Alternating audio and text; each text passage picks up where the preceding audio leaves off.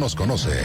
Regresamos por Radar 107.5 FM y Canal 71, la tele de Querétaro. La opinión, Radar News. Bueno, muy amable, gracias. Son las 8 de la mañana con 5 minutos, 8:05. Me da mucho gusto saludar en esta mesa de trabajo y le agradezco al diputado, te iba a decir senador, pero no diputado, Paul Hospital Carrera, con H o sin H. No, con bueno, C o senador con C también me gusta cenar. Bueno, pues como no, que aquí no, mi querido Paul Hospital Carrera.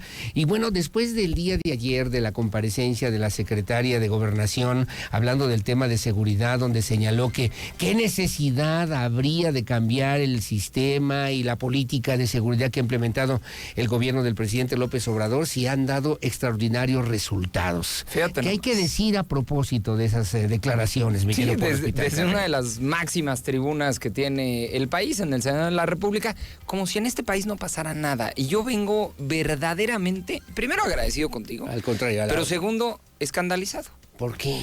Porque me parece que ya llegamos a normalizar la situación en la que vivimos en este país y no está bien. Usted que me está escuchando, que vea en el tráfico, que está en el coche, que está en su casa, que está desayunando, no normalice y no permita que sigamos viviendo en la situación en la que vivimos. La semana pasada, Aurelio, salió el nuevo resultado del Índice Global sobre el Crimen Organizado. ¿Qué es esto? Es una herramienta que se hace con dinero de los norteamericanos, que lo ejecuta la Comunidad Europea, pero que sirve para que la Interpol mida cómo está la situación del crimen organizado en todo el mundo. En todo el mundo, África. 193 países sí, claro, los miden. ¿Qué miden? Bueno, muchísimas cosas. Miden cómo andan los países en trata de personas, tráfico de migrantes, extorsión, tráfico de armas, comercio de cocaína, comercio de drogas sintéticas, crímenes financieros, evasión de impuestos, lavado de dinero, o sea, todo lo que tiene que ver con el crimen organizado, lo ponen en una licuadora y entregan resultados. Y entonces, bueno, uno se imagina que va a haber países pues, con muchos conflictos, que actualmente tienen conflictos bélicos, o que han tenido conflictos durante mucho tiempo. Sí, claro. ¿Y qué me llamó la atención? Que resulta que México es el tercer lugar mundial en el índice global del crimen organizado. No, en el global. En el global, tercero lugar. De 193 países, Aurelio Peña. Sí, caray, qué Explícame cosa eso. Lamentable. Pero en ese país vivimos. Pero que la secretaria no tenía esos datos, no tenía esos números. No, pero es peor porque veo eso. Y luego recuerdo que hace un par de meses, aquí en Radar, escuché del índice de las 10 ciudades más peligrosas del mundo. Del planeta. Las 10 ciudades más peligrosas del mundo, 9 están en nuestro país. Y una está aquí al lado. Aquí a un ladito. Muy cerquita, Celaya. ¿A cuántos kilómetros está de aquí Celaya? 70 kilómetros. 2 maratones. Sí. Y estamos en Celaya. Corriendo. En una de las ciudades más peligrosas del planeta Tierra, Aurelio. Entonces, es cuando me pongo a pensar y digo, no podemos normalizarlo. Pero sobre todo en Querétaro. Porque vivimos al lado de Celaya, pero también colindamos con Michoacán y con el Estado de México y con Hidalgo. Ayer, hablando de comparecencias, fue la comparecencia justamente del secretario de Seguridad Ciudadana de Querétaro, en el Congreso de Querétaro. Sí, ¿no? Aquí claro. también hacemos esas cosas. Y entonces él decía, es que somos vecinos, porque yo le cuestioné unas cosas, ¿no? Y decía, es que somos vecinos, estamos en medio de los primeros lugares nacionales de muchas cosas. Sí, claro. Todas negativas, ¿eh? Sí, o sea, sí, uno es el primer mayoría. lugar nacional de extorsión. Otro vecino que tenemos es primer lugar nacional de homicidios dolosos. Otro vecino que tenemos es primer lugar de secuestros. Y en medio así de todo eso, aquí estamos. Entonces, por eso cuando suceden cosas en Querétaro, hay que escandalizarse. Y hay que decirlo. Y que siga siendo noticia. Porque en estos estados de la República, a los que menciono, ya no es noticioso. Sí, claro. Aurelio, ya no es noticia que maten, que acribillen, que dejen un cuerpo no sé dónde. Sí, claro. Ya no es noticioso, porque es cosa de todos los días. Ahora, no podemos normalizarlo, pero es que verdaderamente se me hace increíble que estemos en tercer lugar mundial y que nada más nos rebase, por ejemplo, Myanmar, que es número 1 de presencia de crimen organizado. Y en el número 2, Colombia. Y ahí atrásito de Colombia viene México y pronto lugar. los vamos a rebasar. De los 193 países evaluados. Y estaba yo viendo además los peor evaluados, los países con peores resultados en esta misma estadística en América Latina, y también decía yo y veía pues México en segundo lugar después de Colombia, mi querido. A ver, segundo lugar mundial en extorsión. ¿Qué es la extorsión? Pues yo tengo un changarro, yo tengo un negocio, llega el crimen organizado y me dice, señor Aurelio, ¿usted quiere seguir vendiendo tacos? Sí. Ah, pues sí, pues de esto vivo y de esto vive mi familia. Sí. Perfecto.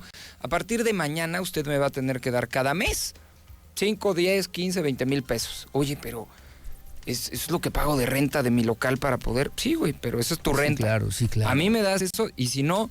te quemo el negocio y si no me meto con tu familia, si no, entonces te extorsiono. Sí, y así claro, van cobrando renta. Claro. Pero es parte de la realidad que vivimos segundo hoy lugar mundial en eso. Pero Aurelio, no puede ser que seamos el segundo lugar mundial en extorsión. Sí. No podemos normalizarlo, verdaderamente. Un segundo lugar en lo que sea. Pero ¿qué pasa al final? Que todo se politiza y todo lo politizamos. Y entonces si yo hablo de este índice global, que no lo hizo México, que no lo hizo el PRI, que no lo hizo el PAN, que no lo hizo Morena, güey, es internacional. Y entonces yo lo hablo con alguien de Morena, me contesta, pues es que ustedes dejaron un país en llamas y Calderón pateó el avispero y Calderón a prisión y de ahí nos salimos. Sí. Pero si yo hablo con un prianista, también me va a decir, pues es que López Obrador tenía este diagnóstico de país, pero abrazos no balazos y la política de permisión y entonces ha dejado que el crimen... Repartiendo culpas, Paul. Pero terminamos politizando todo. Sí. ¿Cuál va a ser la solución? ¿A qué aspiramos? ¿A llegar al primer lugar mundial? ¿A qué aspiramos, Aurelio? ¿No poder tener un negocio porque nos coma, no la renta de local, sino la renta del crimen organizado? Sí, claro. ¿A qué vamos a llegar? ¿A no poder salir con nuestros hijos a un espacio público de libre esparcimiento? Hacia allá vamos. Entonces sí debemos de poner un alto y sí debemos de hacer una reflexión colectiva de la situación en la que vivimos, que si bien es cierto, Querétaro se destaca a nivel nacional de esto. Híjole, pues hay que blindarlo. Pero tampoco es una bastante. isla, Tampoco puedes vivir fuera de la realidad. Sí, claro. De un país que es el tercer lugar mundial del crimen organizado. Vi productores de aguacate de Michoacán que fueron a quejarse también porque llegó un operativo de la Guardia Nacional, de la Secretaría de Defensa Nacional, 2 meses más o menos, ahí en esta zona para supuestamente acabar con este tema de la extorsión de los grupos criminales. Y no sé si referiste esa información, que llegaron estos grupos criminales y le, oiga, no ha colaborado, tiene que aquí mocharse con su lana, a extorsionarlos. Oye, pero está el ejército, está la Guardia Nacional. No, eso es aparte. O sea, acá nos tiene que seguir dando lo que nos daba mensual o semanal o quincenalmente. ¿Qué país estamos construyendo por el Hospital Carrera en Michoacán? Y que además se van metiendo en la política, en los espacios públicos. Ese es un tema. Porque por eso Colombia está en segundo lugar. Ese es un tema. Porque ellos llegaron ya a un narcogobierno, a mini narcogobiernos, es decir, en los municipios, en los estados.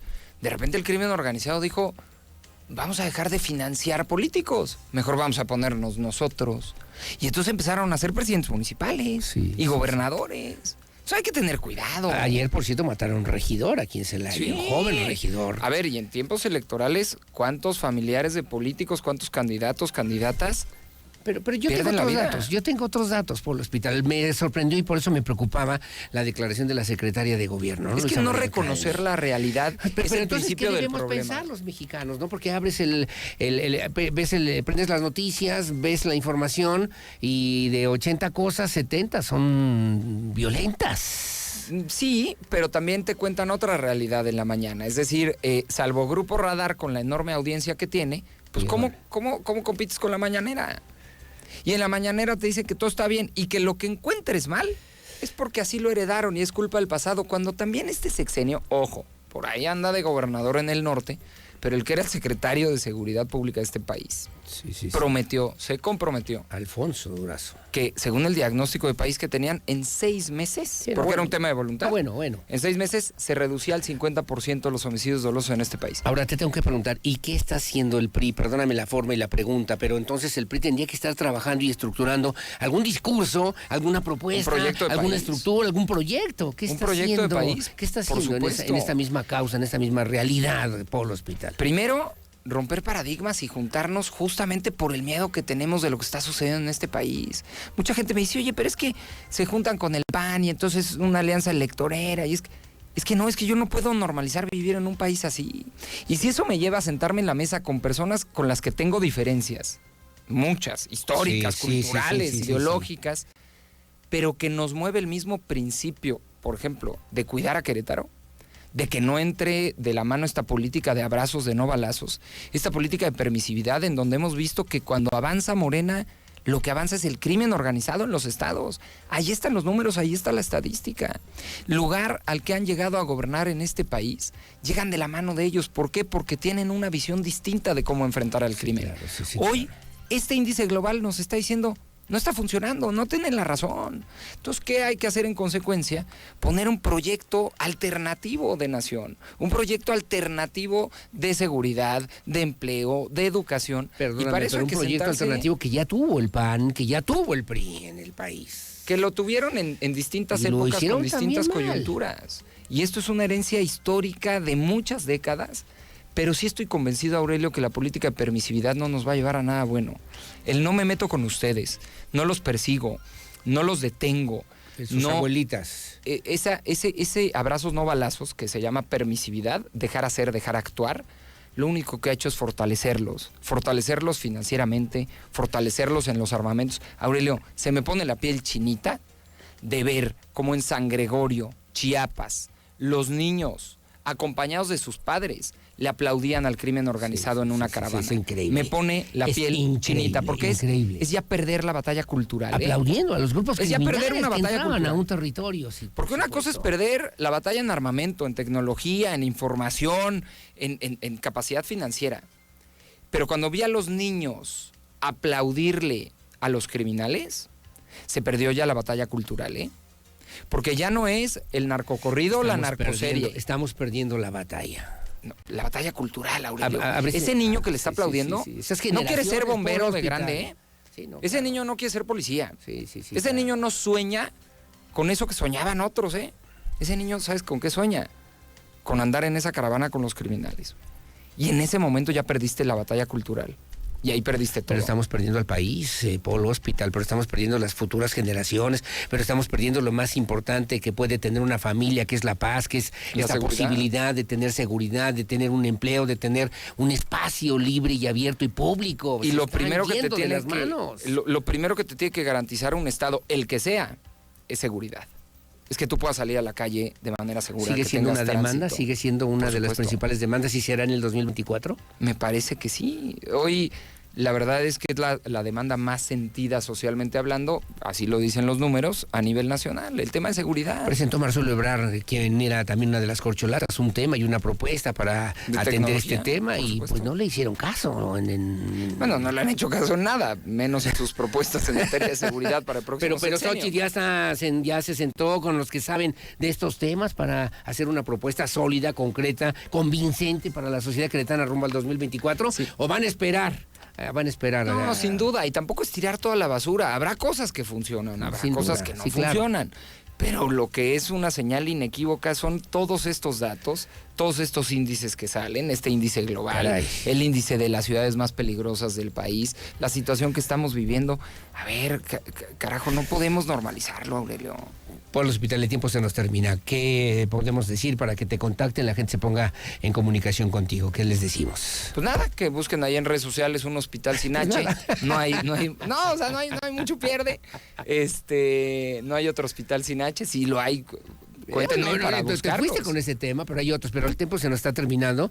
Otros temas también importantes de algunas fotografías que han aparecido en los medios de comunicación y que no veo apristas. ¿De Con cuál el es? Frente Amplio por México, se va a consolidar aquí en Querétaro, ¿no? Sí, Ya se perdió. El PRI va por un lado, el PAN no gana sin el PRI. Yo creo que- Les han generado Yo creo algunas que cada partido suspicacias. político tiene sus estrategias, sus tiempos, sus formas, Ujú. pero al final hay una alianza, la verdad, muy consolidada en términos nacionales. ¿Aquí en Querétaro? Que va a aplicar para los estados de ¿Aquí la en República, Querétaro? y yo no veo alianzas parciales. Entonces, o vamos o no vamos, ¿eh? Pero eso de aquí sí y aquí no, o sea, no lo veo. nacional implica que también van en lo local. Yo creo que sí. Por el Hospital Bueno, Carrera. creer es no saber, entonces yo te digo que sí. Ojalá no, que te sí. digo que sí. No, bueno, pues ya lo veremos. Pero cada quien tiene su estrategia, hombre, es normal. Por el Hospital Carrera, muchas gracias por estar con nosotros. Muchas gracias a ti. Son las 8 de la mañana con 20 minutos, una pausa. Hacemos una pausa, su opinión siempre la más importante, ya lo saben, el 442-592-1075. Voy a platicar de regreso con la licenciada Gabriela Romero Sánchez. Ella es titular de la Procuraduría de la Defensa del Contribuyente. A propósito, obviamente, de pues lo que implica el 2023 para los contribuyentes en la relación con la Secretaría de Hacienda y particularmente con el Servicio de Administración Tributaria. Pausa y volvemos. Acompáñanos a un corte comercial. Regresamos con más en transmisión simultánea. Radar TV, conectando emociones.